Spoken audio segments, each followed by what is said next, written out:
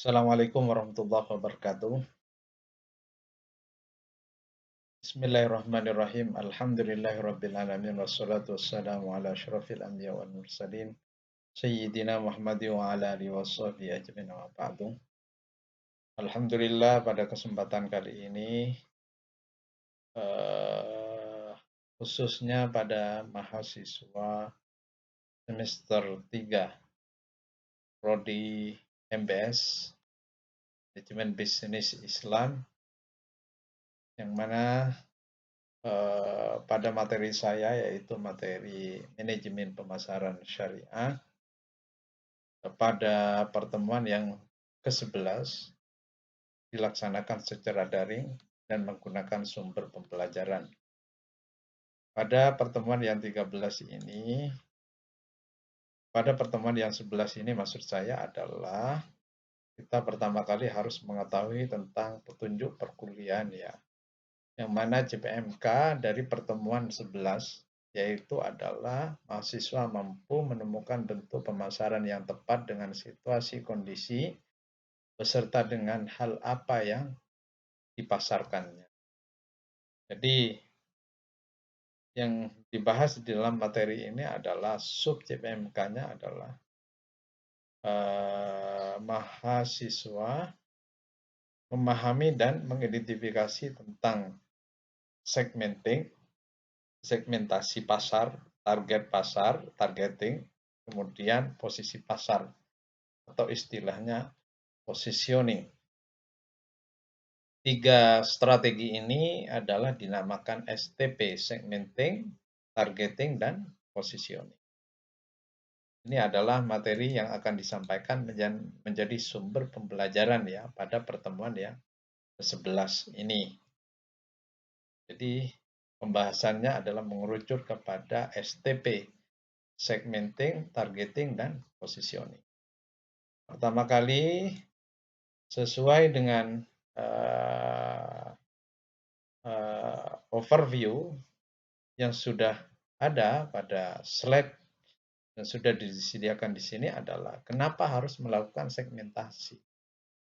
Kalau boleh merujuk kepada pertemuan-pertemuan sebelumnya yang berkaitan dengan manajemen pemasaran, khususnya adalah pemasaran syariah, bahwa di dalam manajemen pemasaran syariah, strategi pertama yang dilakukan adalah mencari informasi yang berkaitan dengan kebutuhan, keinginan, permintaan dari pasar.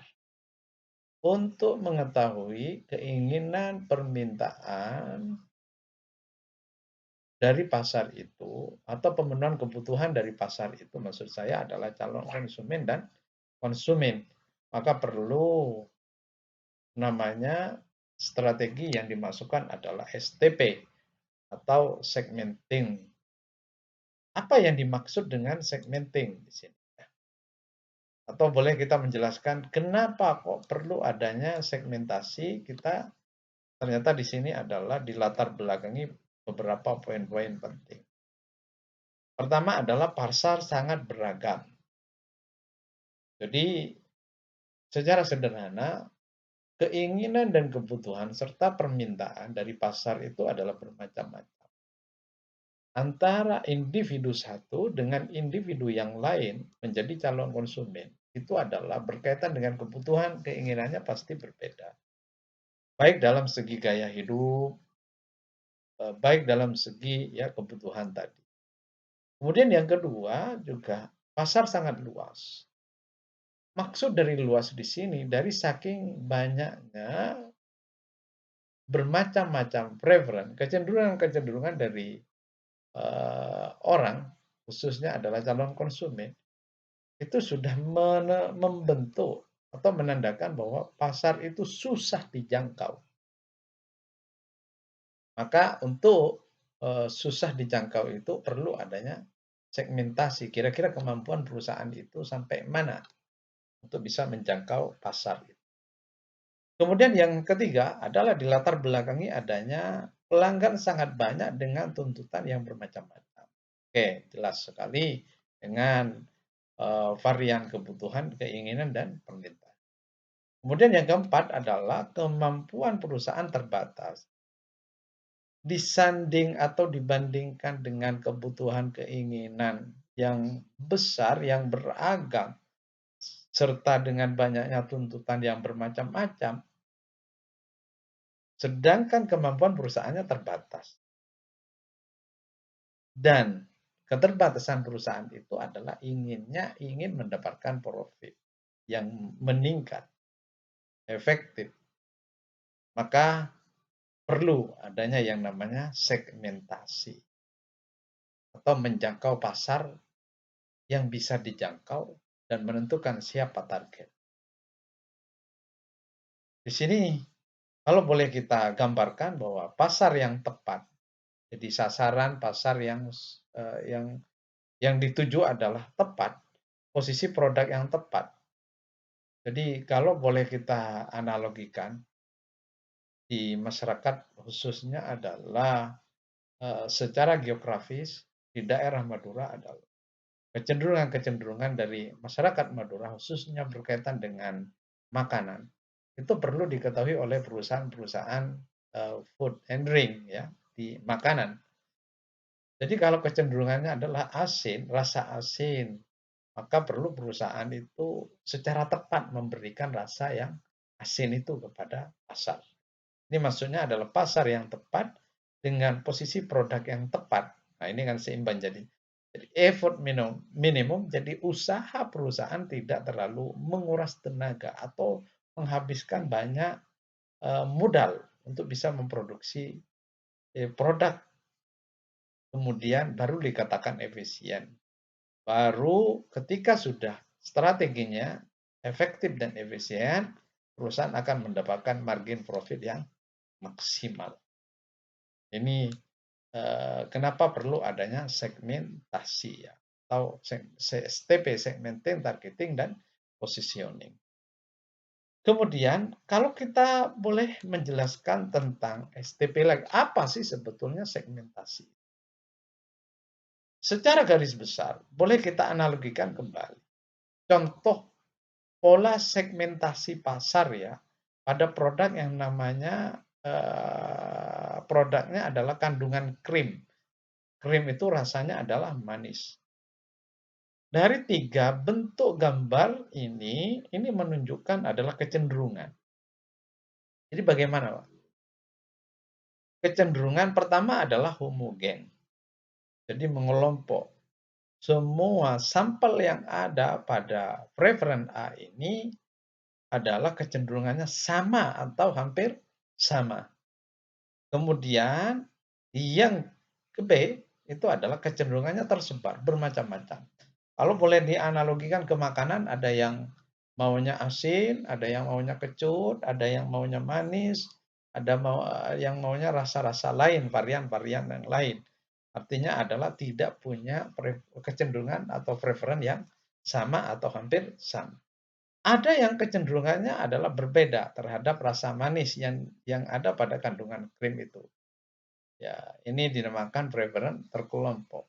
Jadi kesimpulannya segmentasi itu adalah mencoba pasar yang luas, lebar, dan tidak bisa dijangkau untuk dijadikan beberapa bagian-bagian dari pasar agar sebisa mungkin perusahaan itu menjangkau terhadap bagian-bagian dari pasar itu. Karena kemampuan dari perusahaan itu adalah terbatas demi memaksimalkan effort atau usaha yang dilakukan oleh perusahaan. Jadi segmentasi adalah memeta-metakan atau mengelompokkan atau menentukan ya kecenderungan-kecenderungan yang ada pada pasar untuk dijadikan kelompok atau dijadikan satu kesatuan yang dijadikan adalah homogen. Di kebalikan daripada heterogen. Pasar yang heterogen dicoba menjadi pasar yang homogen. Kemudian bagaimana cara menentukan segmentasi pasar? Segmentasi pasar melalui dasar-dasar segmentasi. Ada sekitar 4 dasar segmentasi. Pertama adalah geografis, demografis, psikografis, dan perilaku ya. Kalau secara geografis adalah ini ada indikatornya wilayah ukuran kota, kepadatan penduduk, iklim, topografis. Contoh adalah seperti daerah tertentu yang cenderung kepada kebergantungan terhadap iklim dan yang sebagainya. Kemudian demografis, dinamika sosial ya, indikatornya seperti usia, ukuran keluarga, siklus hidup, kemudian penghasilan pekerjaan, kemudian melalui psikografis ya, gaya hidup dan kepribadian. Ini dasar yang untuk dijadikan dasar segmentasi pasar yang ketiga. Atau yang terakhir adalah dengan perilaku.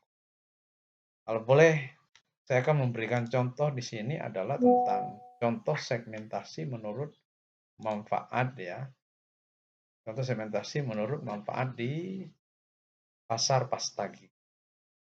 Jadi yang kita cari adalah segmennya adalah menurut manfaat di sini. Perlu kita garis bawahi adalah segmen manfaat. Oke, kita masukkan kepada dasar-dasar segmen tadi. Pada tabel yang pertama di sini adalah demografis, dinamika sosial tadi, perilaku, psikografis, kemudian merek yang secara segmen manfaatnya ada bagian yang ekonomis ya. Ekonomis adalah mereka yang cenderung terhadap harga rendah. Siapa itu secara demografis di sini adalah pria. Kemudian perilaku pria tadi adalah pemakai berat terhadap barang-barang ekonomis. Khususnya adalah pasta gigi ini. Secara psikografis adalah sangat mandiri berorientasi kepada nilai. Merek yang digemari adalah biasanya merek pasta gigi yang harganya murah dan diobral. Ini di dalam penentuan segmentasi pasar. Kemudian adalah ada dilihat dari segmen manfaatnya adalah mereka yang cenderung terhadap kesehatan, perlindungan terhadap gigi ya. Demografisnya siapa di sini? Ternyata di sini adalah keluarga. Keluarga itu perilakunya sama juga pemakai berat. Kemudian merek yang digemari kalau di Indonesia adalah merek Pepsodent karena jelas di dalam Pepsodent itu ada kandungan yang mana telah tertulis ya, di bungkusnya itu bahwa Pepsodent itu mencegah gigi berlubang. Ini kecenderungan yang dilakukan oleh mereka yang cenderung hati-hati atau konservatif. Biasanya adalah keluarga secara demografis. Baik, di dalam tabel ini adalah kita melihat tentang segmentasi dilihat dari manfaat. Teman-teman sekalian, mahasiswa sekalian semester 3 ini ditugaskan untuk observasi terhadap produk-produk, melihat langsung dan menentukan pola segmennya ya. Di sini adalah pasta gigi. Maka pasta gigi ini diganti kepada produk lain, dilihat daripada manfaatnya dan menggunakan jawaban modelnya persis sama yang tabel yang sudah ada. Baik, terima kasih. Ini yang bisa saya sampaikan, semoga bermanfaat dan menjadikan muatan